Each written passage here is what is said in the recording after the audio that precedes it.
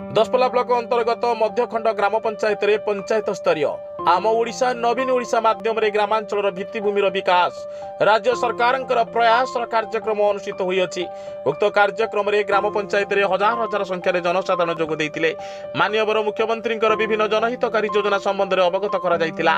उक्त कार्यक्रम रे दशपल्ला विधायक तथा नयगढ़ जिला बीजेडी सभापति रमेश चंद्र बेहरा सह ब्लॉक अध्यक्षा सुनंदा साहू, दशपल्ला ब्लॉक उपाध्यक्ष अनुपम बेहरा, मध्यखंड पंचायतर सरपंच सस्मिता प्रधान, दशपल्ला ब्लॉक अधिकारी संजय कुमार आचार्य, 11 नंबर जोन जिला परिषद सभ्य बसंत कुमार प्रधान, 10 नंबर जोन जिला परिषद सभ्य सत्यभामा नायक 9 नंबर जिला परिषद हरिश्चंद्र जानी, घोड़ाहांडी सरपंच अरुण कुमार साहू और समस्त समिति सभ्य समस्त वार्ड मेंबर, विभिन्न विभागीय अधिकारी और बहु जनप्रतिनिधि उपस्थित थिले। ग्रामर हजार हजार महिला और पुरुष नदिया कीर्तन ताले ताले विधायक और अन्य अतिथि मानक पाछोटी आनिथिले। Nayagarh जिलू bureau chief Ranjan Kumar Das report, Sai सत्य न्यूज।